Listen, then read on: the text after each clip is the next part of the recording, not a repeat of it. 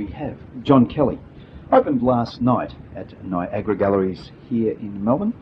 The show, and John's asked if we can swear, and we can. If people are offended by certain words, maybe they shouldn't listen. But it's part of the title, so I guess we can say it without getting into trouble. John's latest show is called More Fucking Cows! ! John Kelly, welcome. Thanks, Rog. Good to have you back in Australia, first of all. Well, it's nice to be back in Melbourne. Of course, you're a local boy made very good. I suppose that's the best way to describe you, isn't it? Well, I don't know whether that's how I describe myself, but other people might say that. You used to run around the Sunshine Oval many years ago, didn't you? I think I'm a better painter than I was a cricketer, Roger. You and Stellark, both from the western suburbs. There's a few Sunshine boys who have exhibited internationally. Lee Bowery was the other one. But Stellark, his brother was my cricket coach, George Arcadio, for a while. An amazing piece of trivia. And of course, these days you are resident in Brighton, England. I've moved over to Brighton, hopefully just temporarily. But I've married an English girl, so she's dragged me over there for a while. What do you mean, hopefully temporarily? Like you'd really like to come back and live in Australia, would you? Oh, I think so. Yeah, I think at some stage in the next few years we'll be back in Melbourne. If not, maybe back and forward. Depends how things go, really. Well, you seem to manage it pretty well at the moment. Like, there's an exhibition of yours has just closed at Piccadilly Gallery in London. Yeah. And here you've, hot on the tails of that, or hot on the heels of that. Last night opening here in Melbourne, and that show's going to be on here in Melbourne for the next month. Yeah. You seem to be managing pretty well at the moment. Well, at the moment, yeah, I think things have been going very well. So getting back and forward been too much of a problem, but it's probably become harder as I'm just about to become a father. So maybe my travel might be curtailed slightly. Well, welcome to the club. Babies all around. I've got a few friends who have given birth. Rodney Popel, sort of second son George is with us, and you've picked out a name. Yeah, Oscar Benjamin. You know it's going to be Oscar, do you? Yep. And not Oscarina. No, it's definitely a girl, Rog. Looked into it now. No, it's a boy. It's definitely a boy. Well, the doctors have said it's a boy, but I hope they're right.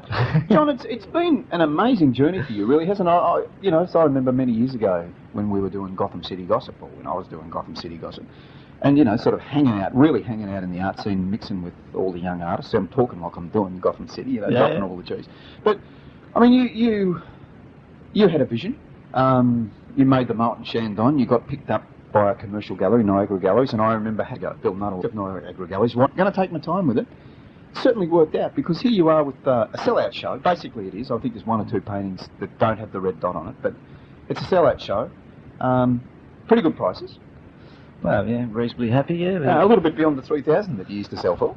It has been a pretty amazing journey, and it's been good to have people like Bill Nuttall and Niagara Galleries advise me along the way, because I think they've always given me, very good advice, and they've been instrumental in helping me, move through the different stages of I guess what you term my early career, as I move into my mid-30s now. I guess I'm getting into that dreaded mid-career sort of stage. But I've had good people around me, and there's good artists at Niagara who've always offered me great support, like Rick Amor and Kevin Lincolns and those sort of people have always been tremendous. So Niagara's been integral part of that. I guess one of the most interesting things in terms of your career would have been a couple of months back now. Deutsche Auction House sent out a flyer to people naming the sort of paintings that he was looking for, and the names were there. Arkley, of course, because he's done well with Arkley. Brack, he's going to do well with Brack. Brett Whiteley was sort of on that list. I guess Noel and Tucker, all those names. Your name was... Yeah, well, it worried me a bit there, Roger, because 90% of those people are dead. I think the only living artist on the... Correct me if I'm wrong, I think John Olsen might have been on it. I think, Rick Amor was definitely on it, and I think Percival was on it, and I don't know whether that...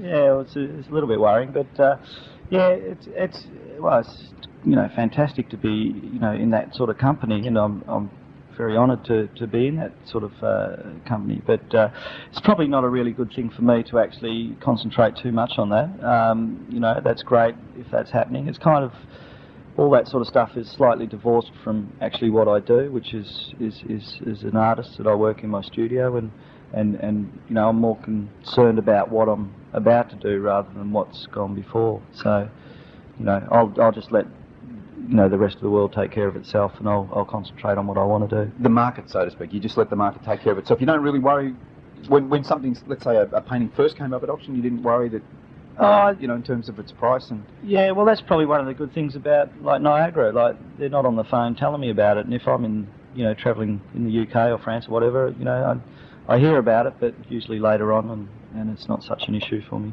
So, I can kind of divorce myself from it. The cow. You've done pretty well with it. So you don't paint cows. That's basically what you're saying. Although there's.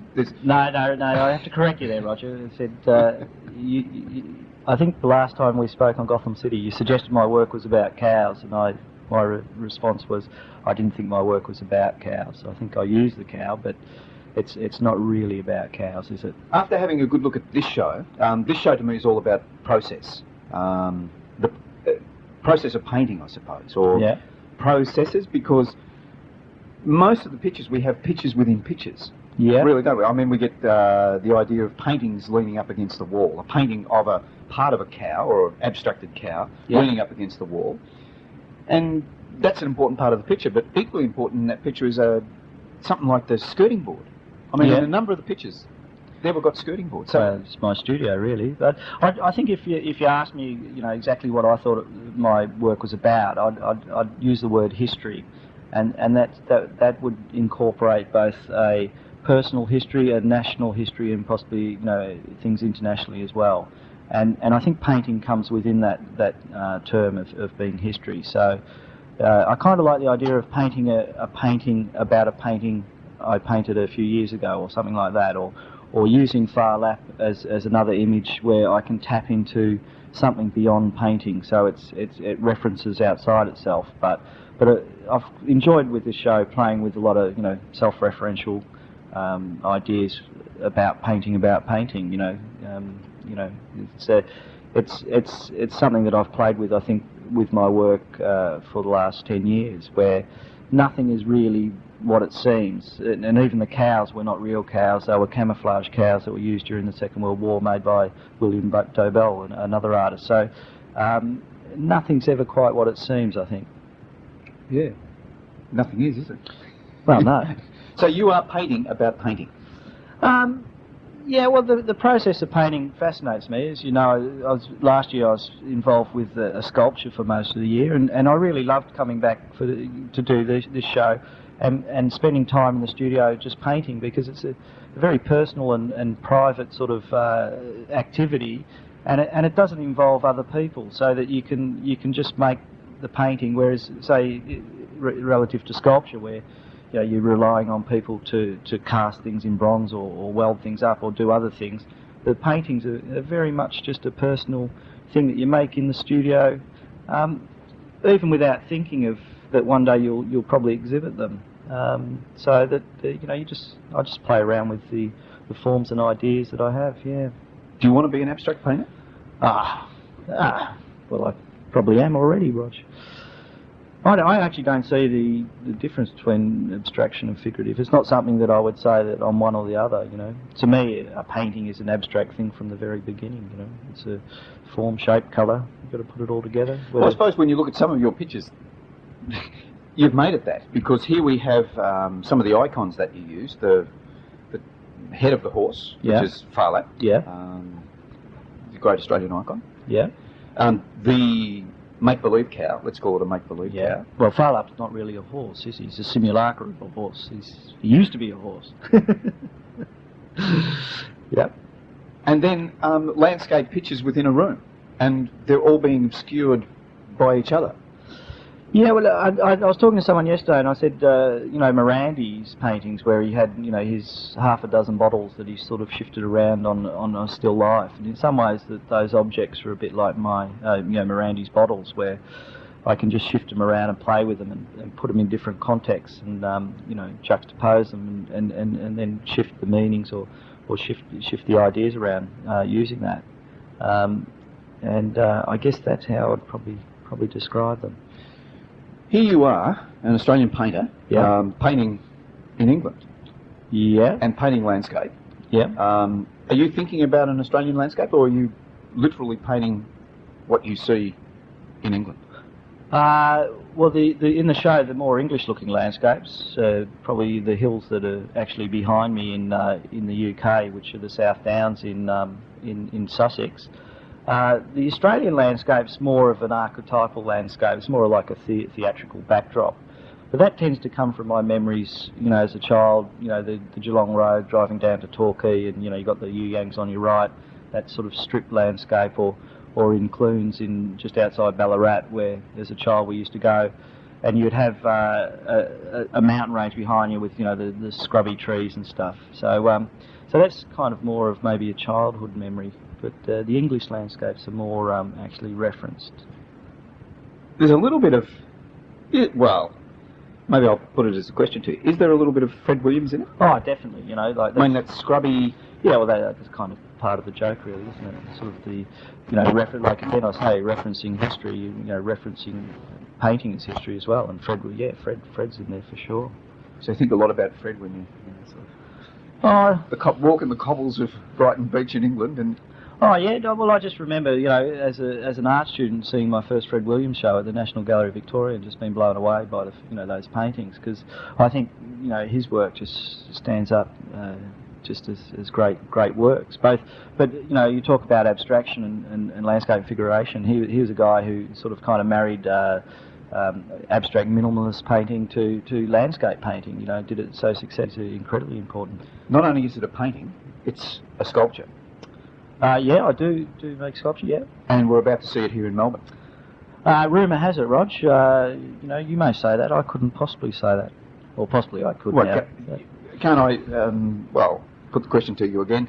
Hasn't Docklands here in Melbourne bought the famous cow in a tree, which at one stage, probably about this time last year, or a little bit earlier, like this time last year, was on the Champs-Élysées. Yeah. I think it's Melbourne's worst kept secret, but it should be coming back to Melbourne in about it's in Melbourne. It should be up in about six to 8 weeks, I think. So looking forward to that. I'm afraid I can't be here because the birth of Oscar is taking precedence. So I'll have to be back in the UK. But I'm looking forward to going up in Melbourne, and I hope Melbourne will look forward to having it here. Quite an amazing project.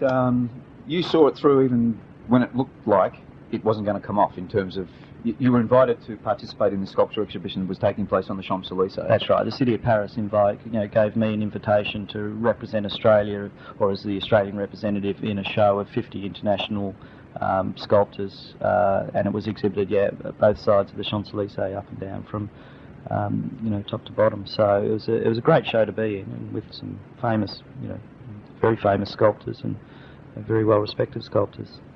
So this little bit of Aussie stupidity, some might call it, others sort of bizarreness, an upside down cow in a bronze street. I thought it was a great idea to do, but it was my idea, so I'd say that. But it was nice to be asked, outside of the art world here. It was nice to be approached by the curators of the show in Paris, who had only come across my work because I'd actually prepared a computer mock-up and a proposal that I put before both the City of Melbourne and the City of Benalla, and had sort of been knocked back twice by those guys as to what I was doing, and it was nice to actually that someone outside could actually see the value of the sculpture and offered the invitation. So I guess it's sort of ironic then, with all these refusals, that it's going to end up back in Melbourne. Well, there's nice irony there, but but it was very important to me. There was different discussions where the sculpture was going to go, and I always said that my preference would be for it to come back to Melbourne, and that's what's happened. I'm really pleased about that. Where was it actually fabricated? It was in a very famous foundry in Paris called Foundry Coubertin, and that's where they still make Rodins, and it was a very, very good experience to work with the people there in making the sculpture. Incredibly professional and incredibly good at what they did. And where I was working, they had the plaster cast of Rodin's Gates of Hell right next to me, where so I could look up at the thinker every morning and think, give me a bit of help here. But we got through it, and I think the sculpture, worked out pretty well. You sent me quite an amazing email of a computer image of the cow in a tree in Venice, which just looked Quite amazing, this cow in a tree sitting by a canal there. Well, it's the next, like I've additioned the sculpture to 3, and the first one's come back to Melbourne, which I'm very pleased. I'd really love to make another one and put it somewhere like on the Grand Canal in Venice, somewhere completely out of context, somewhere where you wouldn't expect to find it, on the South Downs in the UK or something like that. So I'm just waiting for that fantastic benefactor to come along and say, let's do that. But Venice would be fantastic. I think just because it references that idea of the Australian floods, and then Venice is famous for its water as well. So it'd be out of context, but within context. So. Well, when we talk about a tree, the tree is made of bronze, which sort of fooled me when I first saw the picture. I actually thought it was in a real tree in the Champs-Élysées, but the tree's made out of bronze, and it is an old dead. Good old Australian gum tree that passed on 50 or so years ago, I guess, isn't it? Yeah, I did a bit of research. I travelled up to Benalla, where my cousins live, and I spent a lot of time out in the paddocks, sort of looking at trees. And because my original idea was actually to cut down an old dead tree and ship it to France, and just actually get it recreated over there. But that proved impossible, just simply because France wouldn't let it into the country, I think, because it wouldn't know what insects were in it or whatever. And so logistically it was just impossible. So I actually made the tree from scratch out of plaster in the foundry, and then and it was good enough to fool you. So you know your sculpture, so you know your trees, Rog. So I think that's pretty good. And it was one of the most pleasurable things I got out of the sculpture was sitting on the Champs-Élysées with my wife and just watching people's response to it. And that was one of the big things, they went up and touched the tree to see if it was real, and I thought that was really nice, because... So it was fooling other people as well? Well, yeah. There was even a dog that pissed on it on the Champs-Élysées. Yeah, well, filling a dog. But, pretty dirty city, Paris, isn't it? Yeah. It was not, because sculpture's not always there to be touched, is it? People feel quite intimidated by works of art, and so, to have people sort of touching it and responding to it, I thought that was really good. So this is going to sit in the Docklands complex here in Melbourne. Sort of basically the car park area of Docklands, near, not far from Colonial Stadium, is that? It'd be opposite Colonial Stadium on the waterfront side, and it'd be right on the waterfront. So it's part of what I think they're going to call it the Esplanade kind of precinct where, I think it's still under development. I think it's the next stage of the development. So. It'll be within the vicinity of Colonial Stadium. And I take it the sculpture is actually here in Melbourne at the moment, waiting to... Yeah, it has been in Melbourne since about January or February, actually. We've just been waiting for a few different issues to be resolved before it could be put up. Now, I didn't see it, but you actually told me this, so I guess I'll throw this back to you. There was evidently a reported price in the paper of... reported purchase price of $925,000. Now, that's been in print, has it? Well, yeah, but I think it was actually $950,000. Okay, well, all I'll say, Roger, is $1 million sculpture. Well, no, it looks $1 million. Well, certainly. I mean, I'm looking forward to seeing it in the flesh. As I said, yeah. I've only had, I've only seen it, paper images of it. So. Yeah, but I wouldn't believe everything you read in the papers. You wouldn't. But you haven't got a tax problem? No. It definitely didn't sell for anywhere near like that. But. It's a confidential figure. I'm sure it is. But, it was a very expensive sculpture to make, and it was never made for, to... In fact, that was just kind of the last thing on my mind. I actually never thought past the point of actually getting it onto the Champs-Élysées, and my wife and I had invested everything we had virtually in it, so... it was great that it sold because it meant that we could keep the roof over our head, basically. What else was on the Champs-Élysées?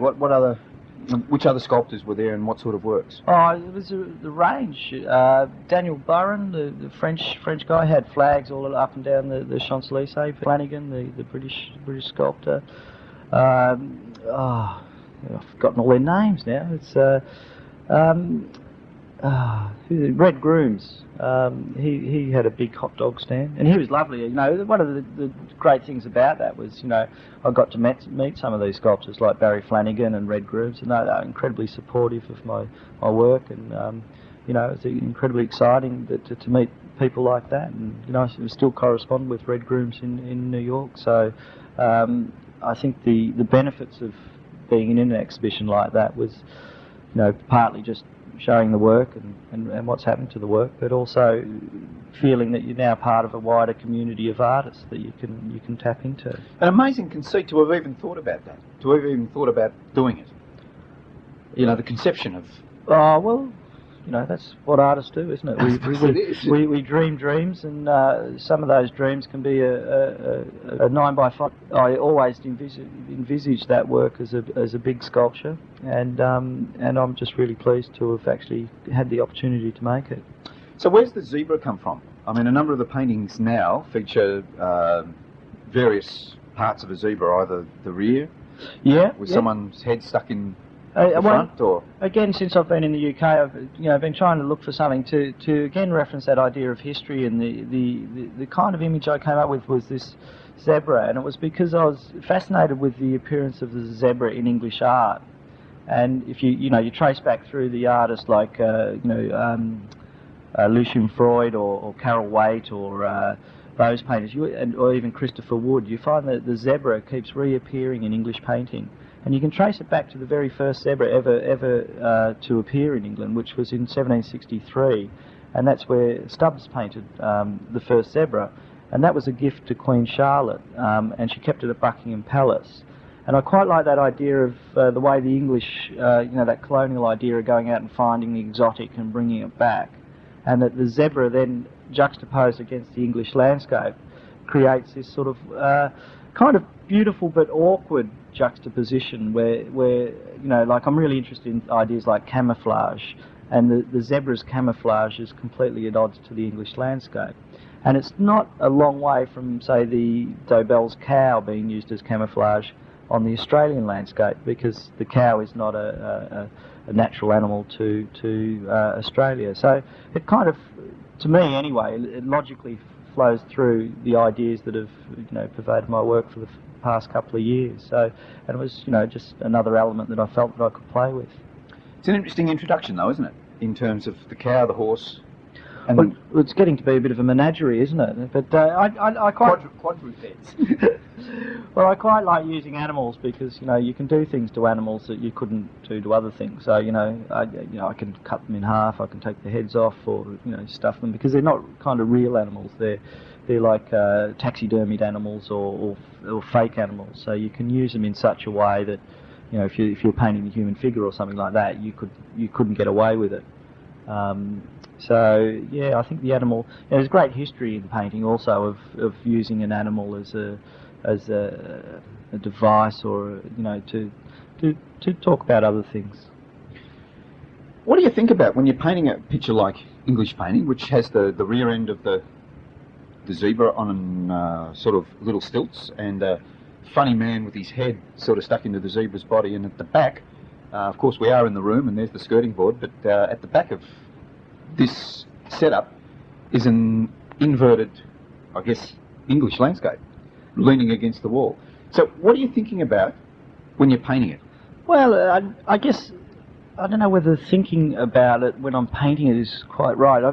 I tend to preconceive the images before I actually start painting them. So, but I kind of guess I'm thinking visually as to what interests me and the games I'm playing within painting, and within the history of painting, of trying to make it interesting for me as a painter to paint things that that I'm quite passionate about, and sort of. So it's sort of inside. We start off inside a room. Yeah, right. The room's kind of empty to begin with, like the blank sheet of paper, and you start off with a room, then you add an object, and as soon as you add an object or two objects, you create a dialogue, don't you, between those two objects. Could the painting ever be hung on the wall? Does the painting always have to be leaning on the floor? Yeah, painting, you can do anything in painting. Painting's magical. That's the beauty of painting, is that you really can do anything, can't you? But it looks good leaning on the floor, doesn't it? Well, it's also, because also I guess in those paintings I was thinking a bit about dioramas in museums. Where in a museum they'll create a diorama and they'll have the horse or the stuffed animal, the zebra, and then they'll have a painting of a landscape behind it to try to show what its natural environment would be. So, that's kind of the underlying idea. That's the thing I think I enjoy about the show, all the tricks. I mean, you go in and you'll have a look, and the obvious is there. The John Kelly we know, I suppose, the icons that you've Well, I guess tossed around in the past. call that my personal history, yeah. Yeah, personal history. But then there's this idea of positioning, I suppose, that we are, as viewers, we're inside this room looking at these things that are placed in the room, and we've got the obvious cues of the room, the skirting board, the lean of the canvas in the room. Yeah, yeah. Yeah, it's all there, as you say. Nice and flat. Well, that's where you think I'm an abstract artist, do you, Rog? No. No, I'm not the Clement Greenberg School of Abstraction. I like, I can go for thick surfaces. Yeah. Yeah, well, it's kind of, well, like I said, it's visual thinking and visual game playing. So, that's what interests me, and I very much want to pursue that. And I think I've opened up a few doors for myself in this show to, explore different things. So, where the work goes next, I'm not quite sure, but it'll come to me, I hope. Well, I think you've teased a couple of times. I remember in your last exhibition here, there was this idea of abstraction creeping in, the painting within the painting, I suppose. Yeah. You've toyed with it again, and I'm hoping it's a way you'll go. I don't know whether you will. I don't know whether you... Well, yeah, well, I've done it before, though, where, like, in one of the, 94 show, I think I did a close-up of the side of a cow, and it was virtually just a black shape, very flat, with a bit of white. And so, I don't know, Rog. I don't know. That's the mystery. That's the thing that interests me in painting is, you're not quite sure where you're heading next. John Kelly, well done. Thank you, Roger. Great show. Thank you. You happy with the red dots? I think my wife will be. But, and Oscar. And Oscar, yeah. Well, it's only Aussie dollars, though, isn't it? Yeah. Well, that's the probably problem at the moment. Maybe that's why we'll have to come back and live here, because poor old Aussie battler dollar is not doing too well overseas. We're battling. John Kelly opened last night at Niagara Galleries, which of course is 245 Punt Road in Richmond, and it's on till the end of the month. If you're into far lap, and I guess everybody will be in a week's time. Well, far lap. Hey, I've heard the museum are doing snow dome far laps, and I've got to get along to the museum to buy one of those. See a bit of far lap in this show as well. There's something for everybody. John Kelly at Niagara Galleries. John, nice to see you. Thanks, Roger. Enjoy the English winter. Thanks. That's all right, Mama. Just any way you do it, that's all right.